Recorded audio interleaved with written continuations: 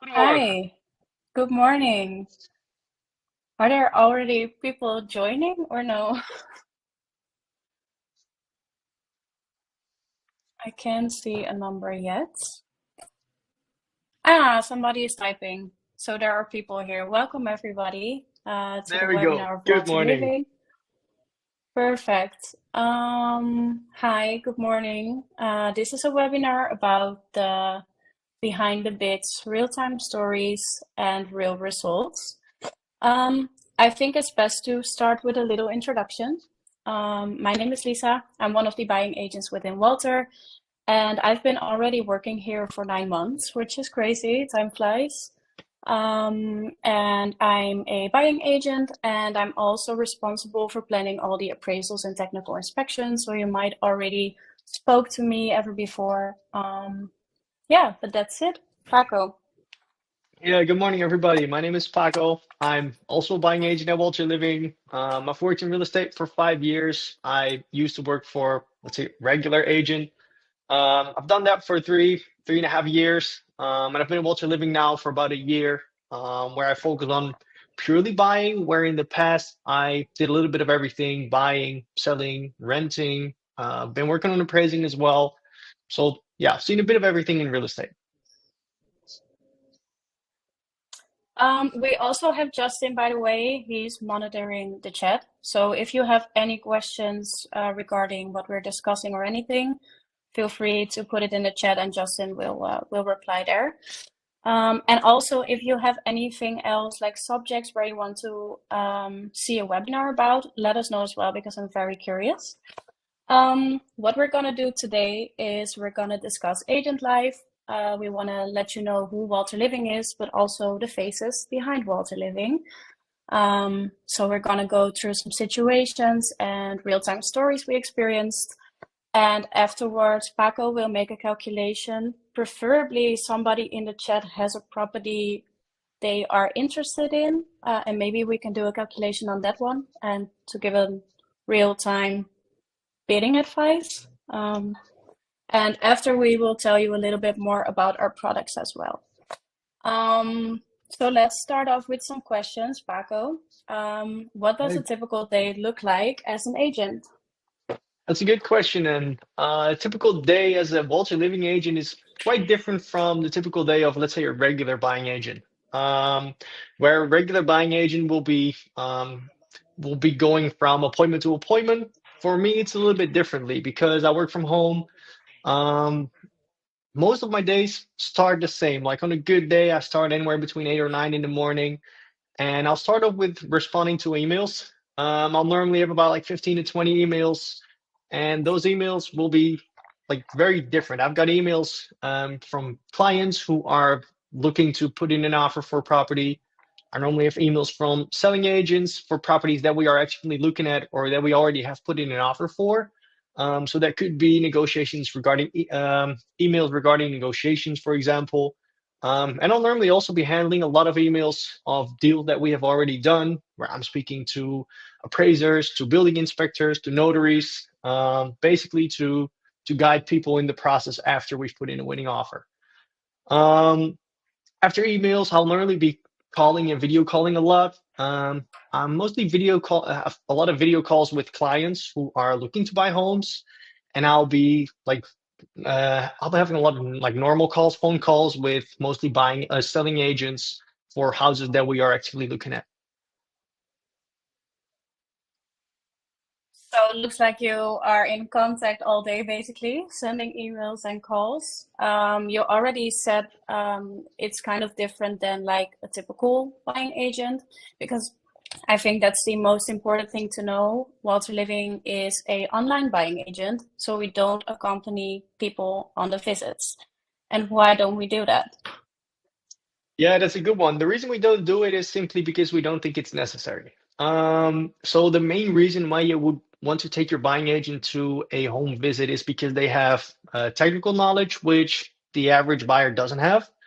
And it's true that the average buying agent has more experience and more knowledge on that part. But it's not their expertise. Like their expertise is buying homes, doing the negotiations, stuff like that. And you don't have to be at the property to do that. Instead, we don't join you for the viewings, but we prefer to do offers with a building inspection. Because if you're doing a building inspection, you will get an actual expert in, someone who studied for to know everything about the structural items of a property. So that way, you're paying an extra 400 euros, which, in my opinion, is the best investment you can do. Because then an expert comes in and he will tell you exactly what kind of maintenance will you need to do right away within 1 year and then between 1 to 5 years. So that way you know exactly what you're buying and investing your like hard-earned money in. Yeah, that sounds fair. And definitely we think we can use our time. Sounds a bit weird, but better, because if there are like two agents there, it's unnecessary, like you said, and we can use our time to go through the documents of the sellers, as well as to make a calculation Paco is gonna make after this conversation. Next question is, what do you like most about being an agent? What I like most about being an agent is helping people. So what I've noticed, like buying a home for me, like I'm doing it every day, and it's somewhat straightforward at this point. And I noticed a lot of people who start working with us or with me, they've been trying to buy a home for months, sometimes even years, and they don't really have an idea what they're doing or what they need to do. So then when they start working with us, I can show them exactly all the steps that we need to do. One very important thing is that we can bring clarity into a very uncertain part of the buying process, which is the bidding process. So we like I can really help people to put in offers with confidence, to help them understand what they're doing, and like to make the home buying process a fun process. Yeah, that's the most fun thing. Yeah, I agree on that as well. And I feel like sometimes you feel so involved and connected with your clients and their situation that it almost feels like you're winning a house for yourself. And that makes it a lot of fun. It's such a big life event, and it's so nice to be part of that for people. Um, how long does it approximately take? Because we're still a data company in the end. So I'm just gonna throw some data and numbers in here and there. But approximately it takes us 3.7 bids before we win a property. Let's round it up to four. And approximately it takes us 43 days. What has been the longest case for you? Yeah, the longest case has been a case which took almost a year. And it's not like it That's didn't take a crazy. year. Yeah, it was not like it took a year to get to a winning offer. It took a year from the moment we saw the property until the moment my clients got the keys. And it was a very difficult property because it was a property that was an apartment that they were already living in. But that apartment was part of a bigger building that included I believe it was a barber store at the ground floor, which they wanted to turn into Oh a yeah, I've house, seen. into livable space. So we had some negotiations first, which took a couple of weeks, and then after those were done, there were permits involved. So the seller had to get a permit to make it a house because that's the only way my clients could actually get a mortgage. So that took months, and then after it was done, it took a few more months before renovations were done, which were also being carried out by the seller. So all in all, I believe it took like 11 months from the moment we saw the property to the moment we got the property. Yeah, that's crazy. And we have to say that's an exceptional situation because normally it Agree. doesn't take this long. Um, but on the other side, what has been the fastest case you had? Yeah, the fastest case has been a funny one because it was a client that came in the morning. I had an introduction call with them, so they didn't really know anything about Walter Living. I explained everything. Um, and then they were convinced, so they activated their account right away. And they actually had a deadline for an offer that day.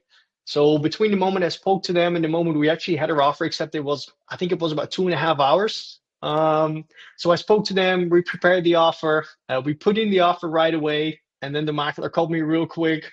So yeah, we got the average down a little bit there because we managed to get it done, yeah, within one That's day. crazy. Yeah, I think that's the fastest case we ever had, didn't we? I think so too. Like I can't imagine one being faster. Yeah, and also it's good to know that it also Depends on how invested the clients are. Like, for example, some people are going to visits weekly or maybe daily even, and other people are not really actively looking, and they're just waiting for this specific perfect property. So obviously there is some difference in there as well, and this was just a lucky shot probably, but it's really nice to see that it could happen very fast. Definitely. What has been your most complex case? Because you already told the one with the barbershop was, which was really complex. Was that the most complex case you had, or? Yeah, well, that was definitely the most complex case I won. I'm handling a similar case right now, which is a huge property, which is like 300 square meters, but about 200 of those square meters are again, like they're not a house. It's again a company downstairs. So we're looking at how can we go about that? Is it possible to make it livable space to turn it into a house? But I think the one I mentioned before, that's definitely the most difficult one that we managed to get over the line. Okay. And what has been the most enjoyable case? Do you have a specific case in mind where you were like so happy that you're one, or? Um, yeah, well, I have one that wasn't the most enjoyable case. In fact, it was not enjoyable at all. It was one for a client where she was in a big hurry because she had a rental contract that was ending. So we had to buy a house real quick. Um, and she was very unlucky actually because she had to put in quite a few offers. I think it were four or five, and we came close a few times. We actually had the highest offer once, and we didn't win.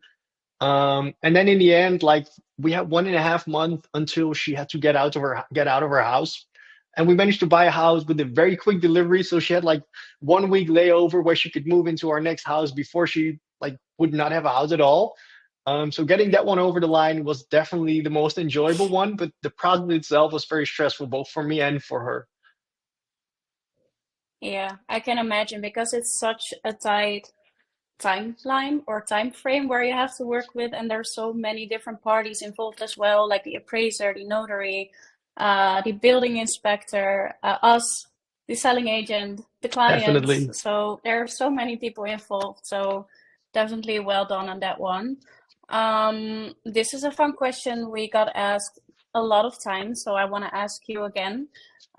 What happens if multiple agents from the same team want to place an offer on the same property? That's a good question, and we haven't had that happen too much. It's happened a few times, and how we normally go about it, if we have two clients with different agents, we send them both the same calculation. So we tell them this is the value of the house, this is our offer advice, and then we have the all-in advice. So we give them a range of three numbers, and then we're just going to speak to our client and have them determine like where in that range is the perfect offer for them. And we're going to put that in. What we would normally do is our agents, we're not going to speak to each other about the numbers because then, like, if I know my colleague is going to put in a certain offer, we're just going to go 2K higher. That wouldn't be fair. So we're not going to speak on that internally. We're going to send our clients the same numbers, and in the end, they're going to determine what is the perfect number for them. So it's basically as if Mhm. you're bidding against anyone else, except you've got one competitor that has all the knowledge.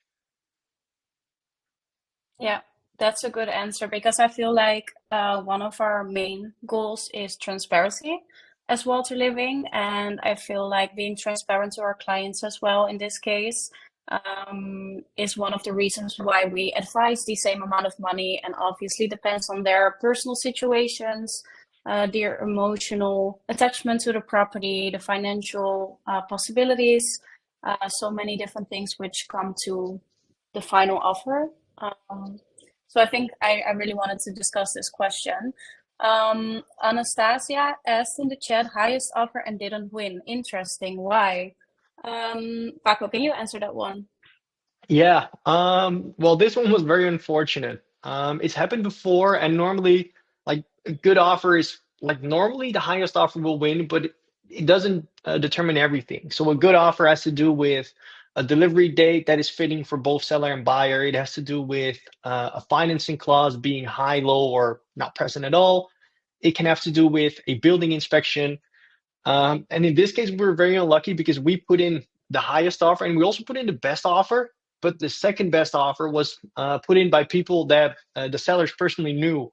So they were like, you know what, they were, I'm not sure if they were direct friends, but they wanted to help these people. So they decided to like basically, well, not give, but sell the house to the other party because they knew these people.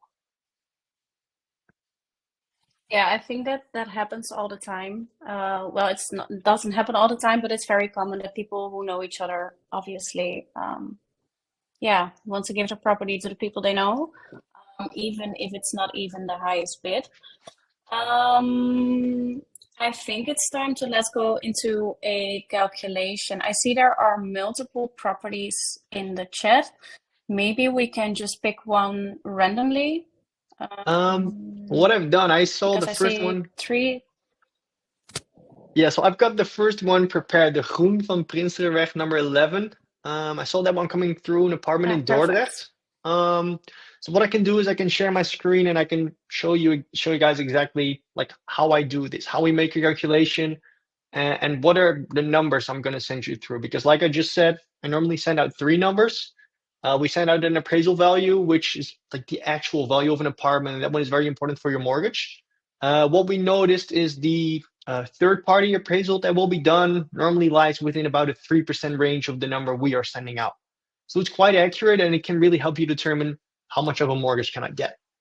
Second number I will normally send my clients is our offer advice, which is a number that is going to be a strong offer, but it's balanced out and we're trying to make sure you're not going to overpay. That one is normally going to be a little bit higher than the appraisal value, meaning you're going to have to use some savings, some of your own money to complete the deal. Third number I will send out is an all-in advice, which is normally a really high number. If you go with that number, you're very likely to win. Um, Downside is you're also very likely to overpay a little bit. Um, so let's dive in. I am going to share my screen. Let's see where I can do that. And we're going to start with step one, which is the Funda page. So I have not seen this apartment before, and I want to find out what kind of apartment are we looking at. And I normally have certain steps that I'm going to go through. So I'm starting off with the Funda page and the text. Let's see if they have an English text. They do not. So I'm going to go through the Dutch one and translate. So here we have a 4-room maisonette. So 4 rooms normally means 3 bedrooms, and a maisonette is an apartment that has 2 floors. It has 2 floors within a bigger building.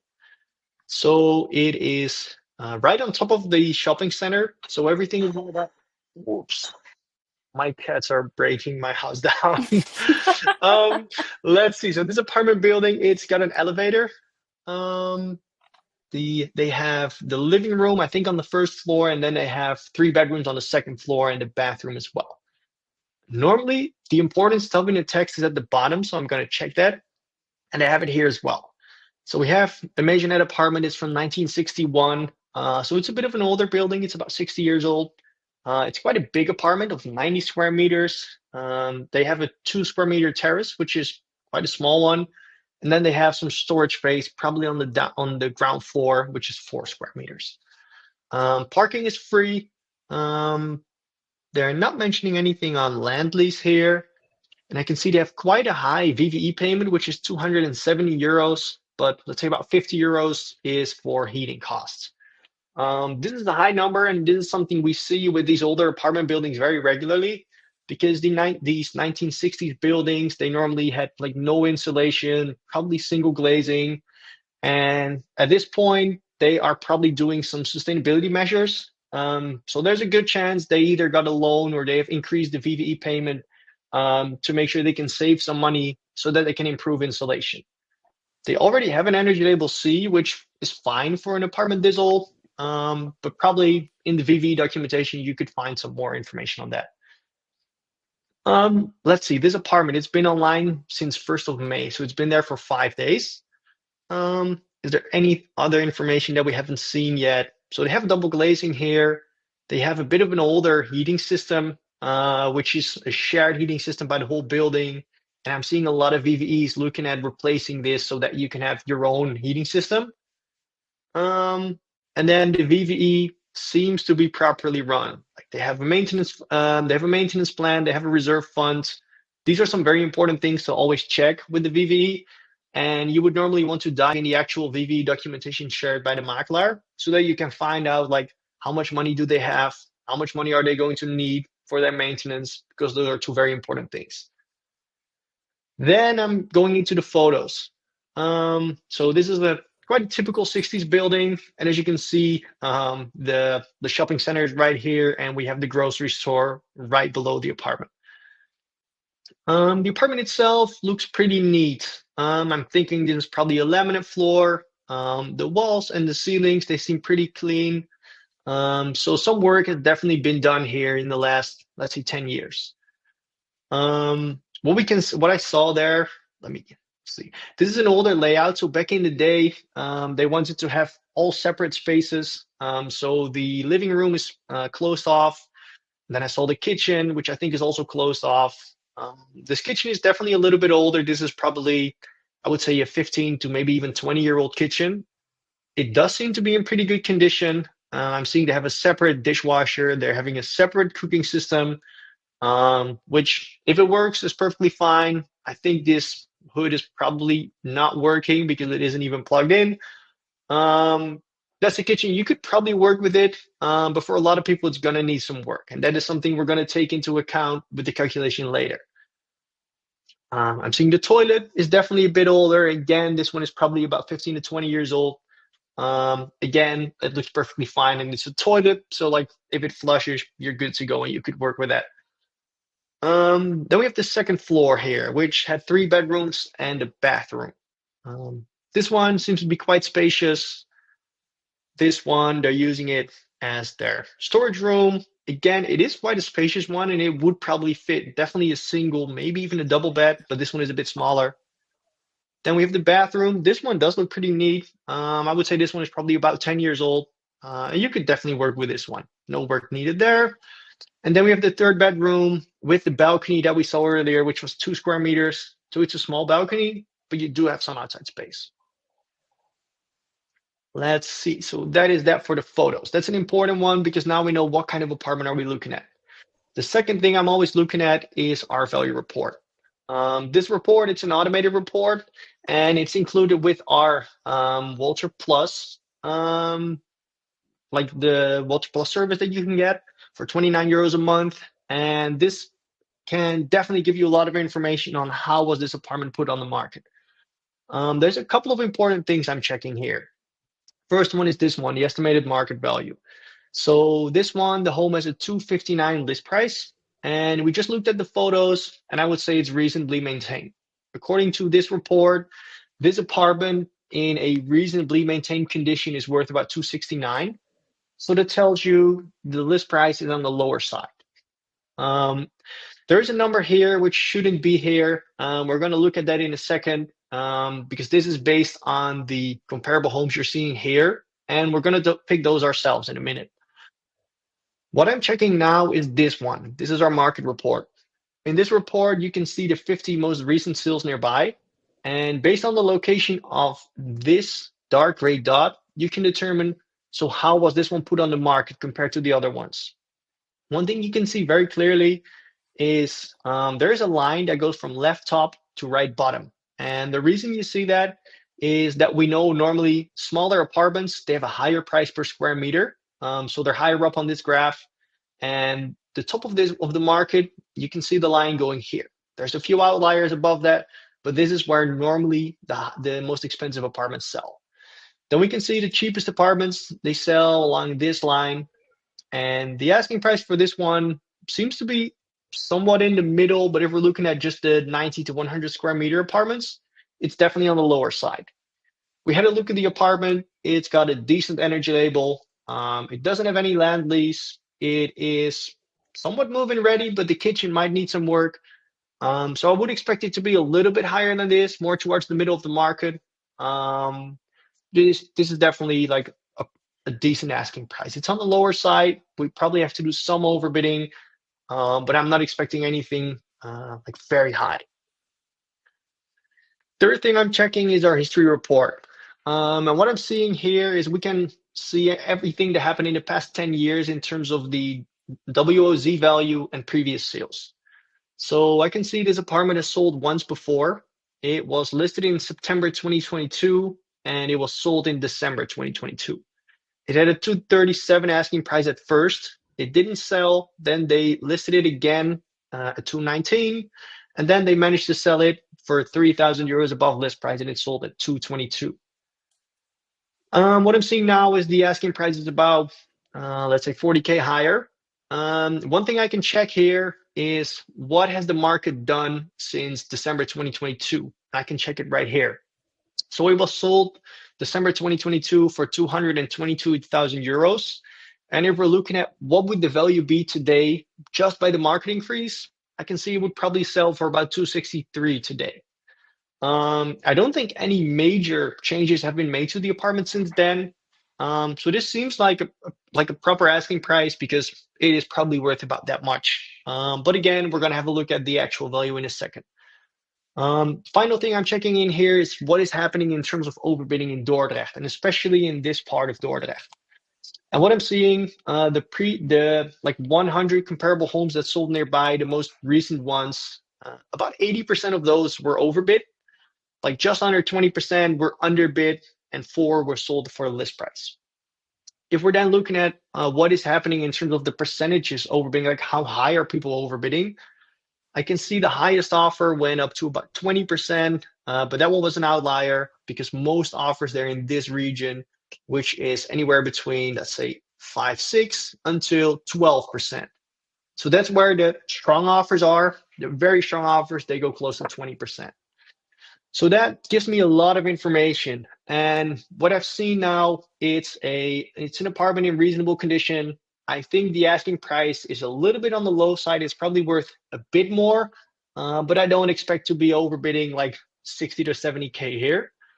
Then we go into the most important step, which is our comparative market analysis.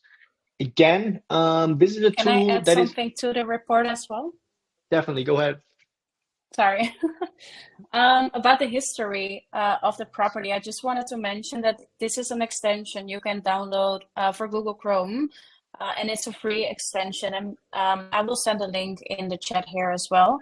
I don't know if you already know it, but it's basically an extension where you can add this information already on the Funda page of the specific property. So you don't, for that specific information, you don't need this water report. You can just download the extension. And for example, if a property has been offered already 2 months ago for the same list price, but they didn't sell it yet, and they got it online or they took it online and they're offering it again, you can see that information in there as well, which is very convenient to have. Sorry for interrupting you, by the way. No worries, that's a good addition. It. Let's see. So what we're going to go into now is our comparative market analysis, which basically means it's our comparison tool. This one is included with the Walter Plus. The Walter Plus, what do you call it? Walter Plus session that we have. And then this is also what we do during a session, which is another product that we have. So these are like very important ones, and this is the core of what we do. So in this comparative market analysis, I'm going to find out what similar apartments have recently sold. And based on those apartments, we're going to determine what is the actual value of this apartment. So what I'm doing, first thing I'm seeing is our system has found 7,000 results, homes that could potentially be comparable. And I want to find the best ones. So first thing I'm always doing is I'm filtering for top rated. That way our system gives me the 30 best results. And it filters based on 4 things. We're looking for homes with a similar property type. So we're only looking for apartments. We're looking for apartments that are similar in size. So we're looking at apartments around 90 square meters. Then we're looking for apartments with a similar building year. So preferably 60s, but 50s to 70s apartments will be fine. And the final thing is we're looking for apartments with a similar location. So where you can see we found apartments all over and even outside of Dordrecht before. Now we're just looking at apartments close by. There's just one that's a bit further away, and we're not going to be looking at that one.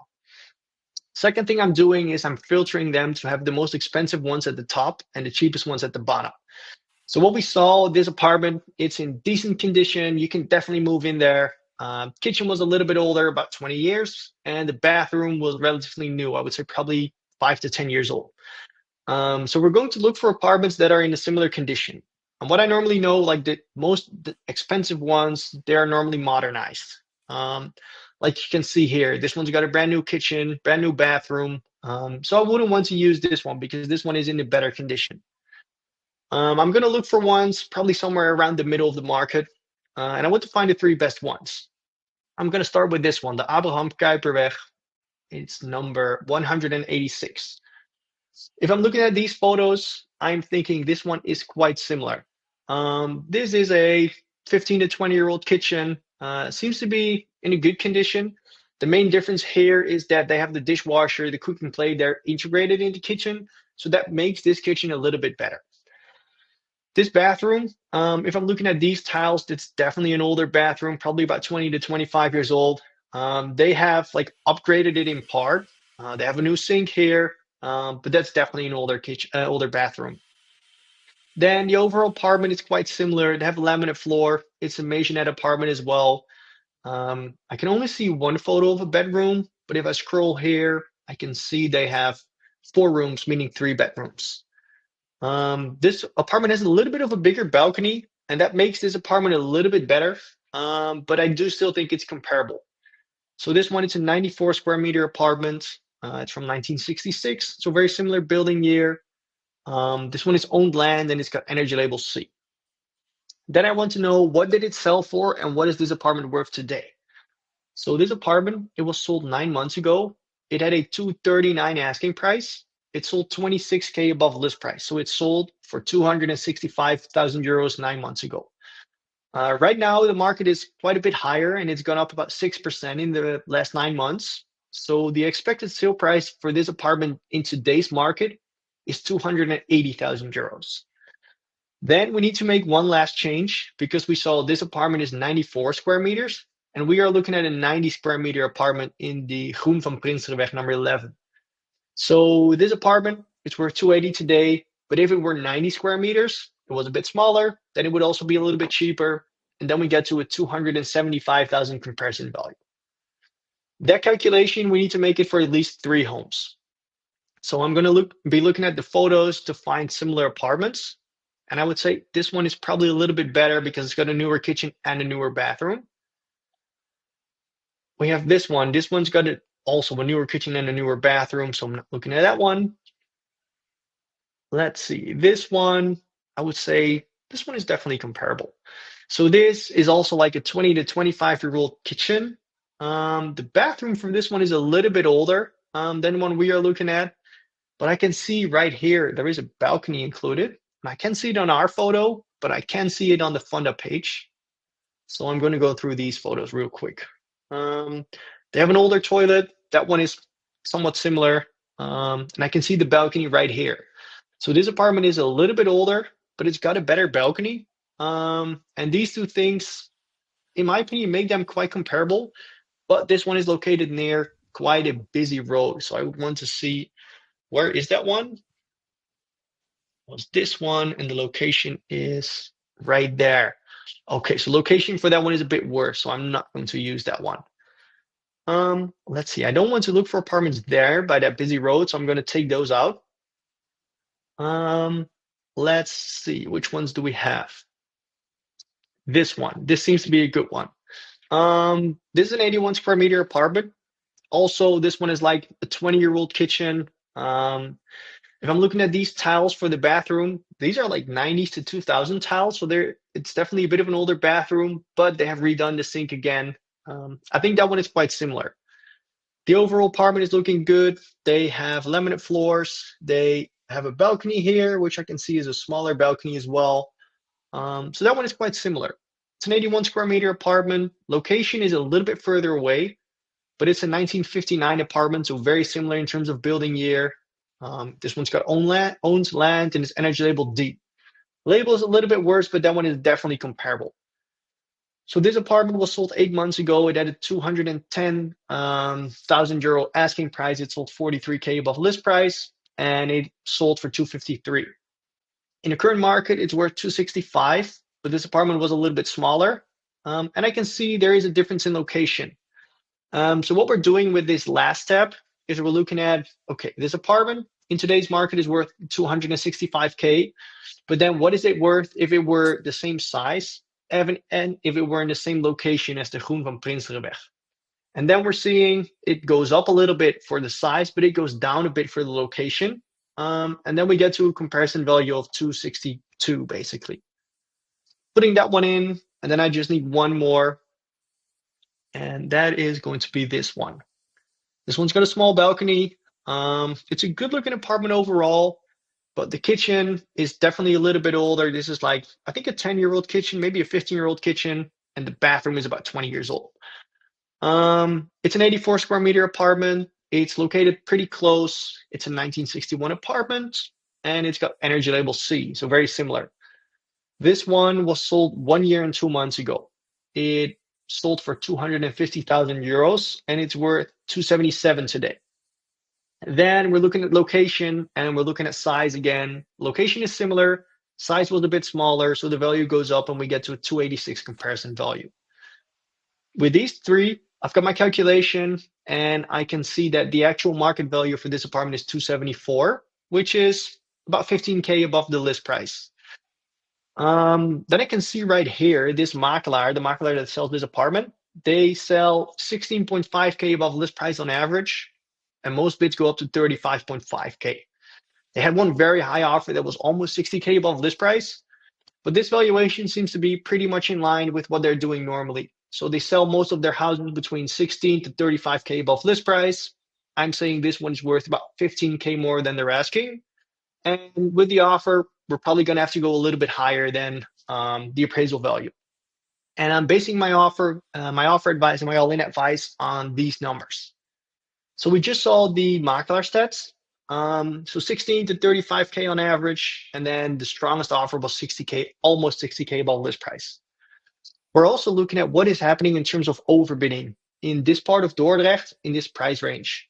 So homes with the list price of around 260,000 euros.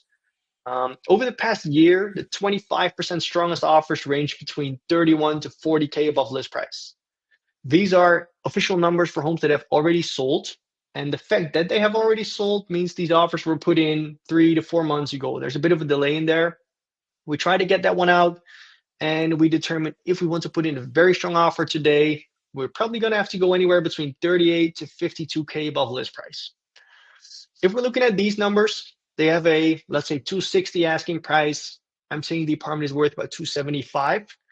Then I think putting in a 40K above list price offer is going to be a little bit too high. So I'm going to put my offer advice a little bit lower, and I'm going to put it at 290. 290 in this case would be a strong offer. It would also make sure that you get some pretty good value, but it does mean that you probably need to put in about 15K of your own savings. Then if you really want to go all in, if you really want to put in like almost a knockout offer for this apartment, you're going to have to go into this range, meaning we're going to have to go over 300K. So while my offer advice was 290, I would say my all-in advice in this one is going to be 310. And with that, you would be putting in an offer of which I would be almost certain you're getting a winning offer, but you're overpaying and you're going to need to put in about probably 35K of your savings. That's what we do in terms of the calculation. Okay, thank you for explaining. So, Ibrahim, basically you got a free session today, which is amazing. But we have to keep in mind that this information is purely based on data. All the information comes from the data we have, and obviously it takes more different things to come to a strategic offer, because we have the documentations of the sellers, as well as the competition. We always try to check in with the selling agent before we put in an offer and try to negotiate there as well, and see what the competition will do. So I think that's good to keep in mind if you're going to place an offer, or if you're going to use our reports or anything. There are more different things that comes to the final offer. I want to go through our products as well, to explain a little bit more how we can help you in specific situations. Paco, do you maybe or can you maybe share your screen, because I tried sharing my screen Definitely. before and it was very fake. So I'm not sure if you can read it if I There will we share go. it. I think this is what you're looking for, right? Okay, perfect. Yes, perfect. Thank you. Obviously, Oh, we have our free option. Oh, well, go ahead, well, go I ahead. can do it. It's fine. Um, obviously, we have our free offer, where you have access to like a slightly a little part of our services. You can track prices changes, view home popularity stats, and see bidding insights. Besides that, Paco told you already a little bit before about Plus. It's our subscription form from 29 euros each month. You can cancel anytime, but basically it gives you a little bit of more insight on, well, the report you just showed. So unlimited property reports, market analysis tools, neighborhood maps. I saw already some people talking about the maps tool in the chat. So very nice to see that people are liking it and using it. And thanks for the feedback as well, because like Justin said, we're constantly trying to make our products better and better. And also you have insight on the sales prices, which can be very convenient as well. Then we have our sessions. Paco told you a little bit about it as well. But basically what we do, it's a one-on-one session for 40 minutes and it's online as well. You can book at any time. We're available from 9 in the morning until 8 or 9 in the evening. And you can book it 15 minutes up front. So if you're in a rush or in a hurry, you have to put in an offer very quickly, you can always book a session. And it doesn't really matter where in the process you are. If you want to know what you have to bid, you can book a session and we're going to do the calculation Paco just did together, as well as we can answer all the questions you have, obviously. But even if you already won the house, and you want to have more guidance on the next steps. So what do you need to arrange? How does it work with an appraisal? How does it work with a building inspection? We can help you anytime. And then the last one we offer is the all-in-one, which basically means we will guide you through the whole process from the moment where you plan a visit until you have the keys of the property. So you have unlimited property reports, unlimited sessions. You have a dedicated buying agent, so it's going to be me, Paco, or one of our other agents. We submit the offers for you. We handle the negotiations, and we review the contracts. And the add-ons are the technical inspection and the appraisal. So we will make sure everything will be well arranged within the time frame we have. And it's a fixed fee of 26.50, and it's no cure, no pay. So if we don't win a house, you don't owe us anything. I think that are the products in a nutshell. If you guys have any more questions regarding the products or the calculation Paco just made, you can always reach out by email or phone. I will share a link where you can book an introduction call as well.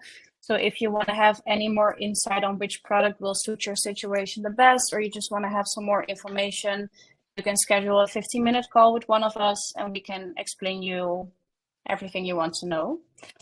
I think that's about it. Paco, thank you for your time. Hopefully, guys, see you on the next one. And again, if you have any recommendations or requests on subjects you want to have a webinar about, just let us know by sending us an email or anything, and we can take it into account. Yes. I think that was it. Have a good day, all. Thank you all for being here. Have a good day. Bye.